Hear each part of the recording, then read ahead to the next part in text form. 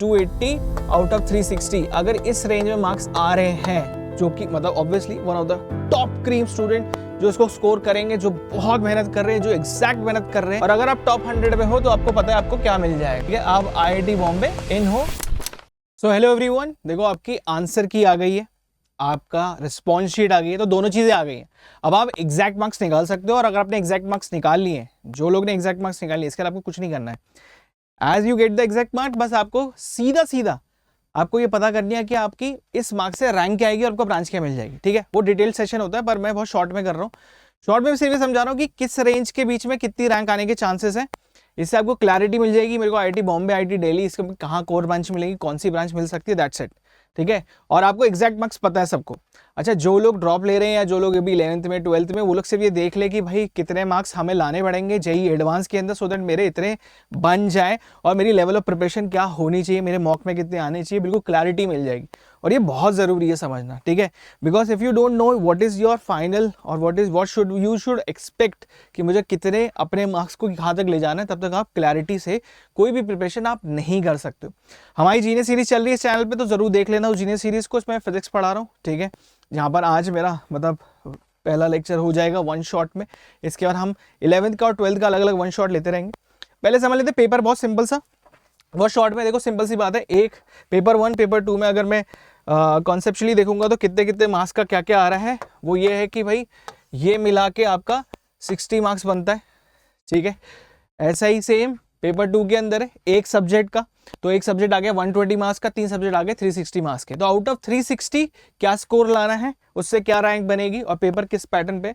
पिछले साल भी सेम पैटर्न पे था, उससे पिछले थोड़ा सा डिफरेंस था पर ऑलमोस्ट बराबरी था। तो ये रहा पूरा रैंक प्रेडिक्शन आपका, कि आप कितनी कितनी रैंक पे क्या क्या एक्सपेक्ट कर सकते हो, और इसके बियॉन्ड आपको सोचना ही नहीं, बस इतना ही रखोगे, इतने से आप पता चल जाएगा, बस क्लैरिटी मिल जाएगी। तो सर मुझे एक बार थोड़ा सा बता दो कि कितने कितने मैं मार्क्स लेके आऊँ कि मेरे बन जाए। देखो सिंपल सी बात है, अगर मैं टॉपर की बात करता हूँ, इसकी रैंक बनेगी 360 अगेन ले आता है तो बहुत अच्छी बात है, पर हाँ मोस्टली हम कहते हैं कि यार 360 नहीं आ पाते हैं, मतलब इस पेपर पे शायद नहीं आ पाएंगे, लेकिन हाँ फिर भी एक रेंज अच्छी पकड़ लेगा वो। तो ये मैंने रेंज इसलिए मैंने सेफ्टी के लिए रखी है 340 to 283, और कुछ नहीं है। ये हमने निकाली कैसे, हमने बहुत सारे डेटा एनालिसिस करे, समझा, इवन हमारा प्रेडिक्टर, रैंक प्रेडिक्टर जो मैं आपको दिखाऊंगा, जहाँ पर आप डालोगे आपको सिमिलर रेंज मिल जाएगी। पिछले साल के पेपर, इस साल के पेपर की डिफिकल्टी लेवल को समझा, और हमें क्लैरिटी होगी सर इतने इतने मार्क्स पे इतनी रैंक आ सकती है, दैट्स इट। तो मतलब एक जो रेंज है जहां पर आपको टॉपर बनने के चांसेस है, वो क्या है सर, वो ये है कि अगर मैं 340 283 पे ला रहा हूँ, मतलब मेरे 280 तक मार्क्स आ रहे हैं, 280 आउट ऑफ 360। ठीक है, 280 आउट ऑफ 360 अगर इस रेंज में मार्क्स आ रहे हैं, जो कि मतलब obviously one of the top cream student जो इसको स्कोर करेंगे, जो बहुत मेहनत कर रहे हैं, जो एग्जैक्ट मेहनत कर रहे हैं। देखो इसमें अगेन बात है, मेहनत तो है ही, पर कॉन्सेप्चुअली आपकी एग्जैक्ट कॉन्सेप्ट आपको क्या पढ़ने है, किस तरह से पढ़ना है, ये पता रहना चाहिए, और आपकी प्रिपरेशन पहले से ही माइंड में क्लियर रहनी चाहिए, मुझे ये चीज करनी है। इसके लिए हमने ऑलरेडी, मतलब मैं अभी पढ़ा भी रहा हूँ जीनियस सीरीज में, इस रैंक में आपको टॉप 100 के अंदर आप हो, और अगर आप टॉप 100 में हो तो आपको पता है आपको क्या मिल जाएगा। ठीक है, आप IIT बॉम्बे इन हो, आपकी कंप्यूटर साइंस फिक्स है। इसके अलावा और कौन सी ब्रांच है सर, AI एक बहुत अच्छी ब्रांच आई है सर, डेटा स्ट्रक्चर, या फिर आप डेटा कंप्यूटेशनल साइंस, ये सब बहुत अच्छी ब्रांचेस आई हैं। ठीक है, इसके अलावा कौन सी ब्रांचेस है सर, मैथमेटिकल कंप्यूटिंग बहुत अच्छी ब्रांच है। ये सारी वो टॉप क्रीम ब्रांच है, जो सिर्फ इसी रैंक पे नहीं, थोड़ा नीचे भी मिल जाएगी, अभी वही बता रहा हूँ। और ये IIT बॉम्बे की बात नहीं, IIT दिल्ली भी इक्वली गुड है। ठीक है, आपने सुना भी होगा एक बंदे ने IIT कानपुर ले लिया था रैंक 1 लाके, कोई बड़ी बात नहीं, ये सब चलता रहता है। तो आपको बस फोकस करना है कि आपकी चलो मार्क्स तो पहले आ जाए, फिर इसकी जो डिटेल डिस्कशन है कि सर मैं कौन सा IIT लूँ, कौन सी ब्रांच लूँ, ये काउंसलिंग वाला जो सेशन है ये मैं अलग से ले लूंगा पूरी डिटेल में, ताकि आपको सारी चीज़ क्लियर हो जाए, क्योंकि ये शॉर्ट में खत्म कर रहे हैं हम लोग, सिर्फ आपको बताने के लिए रैंक प्रेडिक्टर में कितनी कितनी मार्क्स आ सकते हैं। अगर मैं 280 से, अब थोड़ी मोटी रेंज ले लेता हूँ, 280 से 250 वाली, ठीक है, मतलब आप समझ लो कि 240 वाली लेते हैं, तो 280 से 240 के बीच में अगर आपके मार्क्स आ रहे हैं, तो आप रैंक किस रेंज में एक्सपेक्ट करो, तो आपकी रैंक समझ लो 500 के अंदर अंदर तो आ जाएगी, मतलब इट्स वेरी वेरी गुड भैया। 240 आउट ऑफ 360, 240 अगर मैं पर सब्जेक्ट भी देखूं, तो मैं अगर 80 पर सब्जेक्ट भी लिया हूं तो 240 बन जाएंगे। और मैं तो आपको गारंटी दे रहा हूं, अभी जो मेरी सीरीज चल रही है, अगर आप ढंग से पढ़ाई करोगे ना, फिजिक्स के अंदर मैं आपको 120 में से पक्का 100 मार्क्स ला के दे सकता हूँ अगर आप ढंग से पढ़ाई करोगे। मतलब आप जो जो कॉन्सेप्ट बताए जा रहे हैं, जिस तरह से बताए जा रहे हैं, बिल्कुल फोकस होकर पढ़ो। पहले जेई मेंस क्लियर करेंगे, फिर जेई एडवांस, लेकिन लेवल में वहीं से वहीं बढ़ा दूंगा।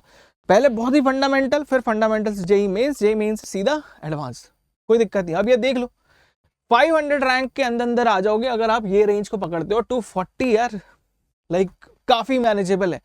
मतलब मैं तो जब भी प्रिपरेशन की बात करवाता हूँ तो मैं सबसे पहले बोलता हूँ भाई एटलीस्ट एक्सपेक्ट फॉर 240।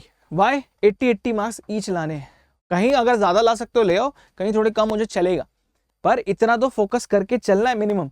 मतलब 80 out of 120 in one subject is very very manageable, very very easy. मतलब इजी तो नहीं बोलूंगा, वेरी वेरी मैनेजेबल, डूएबल।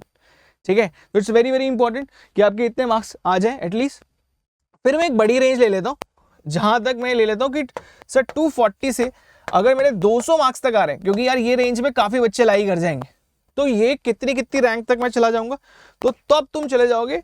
मतलब तब तुम्हारी रैंक 500 से लेकर आपकी 1200 तक रैंक, या 1300 1250 कर देता हूँ, बहुत सिंपल सा रख लेता हूँ, या 1200 1300 तक की रैंक आपकी आ जाएगी, which is again very very good. मतलब सिर्फ 200 मार्क्स तक आप उस रेंज तक पहुंच जाओगे। लेकिन फिर वहां पर ना बेल कर्व होता है ना, वैसा हो जाएगा। मतलब काफी ज्यादा बच्चे हर 5 मार्क्स में भरते चले जाएंगे, तो रैंक उस हिसाब से बहुत तेज डिप करेगी। ऊपर देखो मार्क्स का काफी चेंजेस होते हैं, पर रैंक्स उतनी डिप नहीं करती, लेकिन इसके बाद रैंक बहुत डिप कर रही है। अगर आप देखोगे यहां से यहां पर, अब आप सोचो 1200 की रेंज से आप 3500 की रेंज में चले जाओगे रैंक में, और आपके मार्क्स का डिफरेंस ज्यादा नहीं है। आपके मार्क्स का डिफरेंस है 200 से 170 मान लो। मतलब 30 मार्क्स के अंदर उसके बाद आपकी 1200 से 3500 रैंक काफी बड़ी रेंज में खिंच जाएगी। बस दैट्स इट। और अगर आपको एग्जैक्टली पता करनी सर मेरी कितनी रैंक आने वाली है, वही सिंपल सी बात है। और रैंक के बाद काउंसलिंग सेशन करेंगे।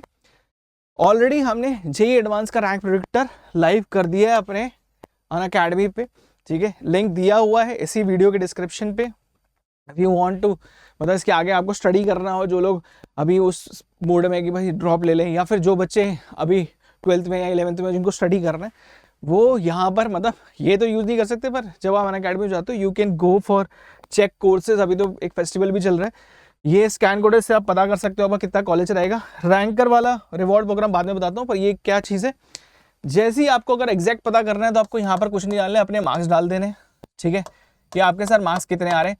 ये रिस्पॉन्स शीट, फाइल शीट दोनों आपके पास है। यहाँ पर अपना रोल नंबर डालो, यहाँ डेट ऑफ बर्थ डालो, डेट ऑफ एग्जाम, अपना स्लॉट डालो। आप यहाँ पर प्रेडिक्टर पे क्लिक करो, आपको एग्जैक्ट वो रेंज पता चल जाएगी जिस रेंज में आपकी रैंक आने वाली है। इसमें प्लस माइनस थोड़ा सा हो सकता है, पर रेंज जब मिल जाती है तो मुझे पता लगेगा कि इस रेंज के अंदर तो मैं आ ही रहा हूँ। और इसमें बहुत सारे बच्चों ने डाला तो काफी एक्यूरेट हो गया है, ये पता चल गया है कि किस किस रेंज में आ रहा है, और ये मैंने ऑलरेडी आपको इसलिए दिखा दिया पूरा का पूरा। तो अब यहाँ पर इस चीज को जरूर यूज करो। और अगर आपकी रैंक अच्छी आ रही है तो भाई फायदे हर जगह से जहां से उठा सकते हो उठाओ पूरे। पर अनअकैडमी रैंकर रिवॉर्ड प्रोग्राम में जाओ, अपनी रैंक को डालो, अपने स्लॉट को डालो, इसको जल्दी से जाओ, अपनी स्कॉलरशिप उठाओ, खत्म कहानी, ठीक है। तो ये थी पूरी कहानी। अगर आपको अपनी क्लासेस और जो लोग 11 12 इनको क्लासेस करनी है और इस रैंक के रेंज में आना है, इसकी भी स्ट्रैटेजी है, वो मैं आपको बहुत अच्छे क्लियर कर दूंगा। ये वाली चीज़ मैं आपको बाद में बता दूंगा। एक डिटेल सेशन ऑन काउंसलिंग मैं अभी लेके आ रहा हूँ, तो आपको बहुत आराम से क्लियर करके बता दूंगा सर कौन सी ब्रांच लें और कौन से कॉलेज में लें। कॉलेज पहले प्रायोरिटी पे रखे, ब्रांच ये देखो ये एक चिकन प्रॉब्लम है, ऐसा कुछ नहीं होता। दोनों का एक बैलेंस बनाना है, ऑप्टिमम चीज पकड़नी है। कॉलेज भी अच्छा रहना चाहिए, ब्रांच भी उसमें सबसे जितनी अच्छी हो सके अच्छी हो जाए। थोड़ा बहुत कॉलेज से कॉम्प्रोमाइज करेंगे अगर ब्रांच कहीं बहुत अच्छी मिल जाएगी, लेकिन ब्रांच से थोड़ा थोड़ा कॉम्प्रोमाइज करते चले जाएंगे, बिकॉज कहीं ना कहीं ये सब चीज़ें मैटर करती हैं। लेकिन जो न्यू वर्ल्ड है, जो अभी का वर्ल्ड है, उसमें स्किल मैटर करती है। तो आप स्किल किसी भी ब्रांच किसी भी कॉलेज में से बना सकते हो, बट स्टिल एक पॉइंट ये बहुत इंपॉर्टेंट है कि आप one of the best decision अपनी लाइफ का ले लो, और उसके लिए आपको जो गाइडेंस चाहिए हम देने को तैयार है, ठीक है। चलो टेक केयर, बाय बाय। कोई डाउट रहेगा कमेंट में मुझे बताना, तो मैं आपको एग्जैक्टली बता दूंगा। आपके जो मार्क्स आ रहे हैं वो कमेंट में बता देना, मैं वहीं पर ही रैंकर आपको रैंक एक प्रिंट करके दे देंगे, पर आप कमेंट में बता देना अगर आपको और कोई डाउट रहेगा तो। चलो बाय बाय।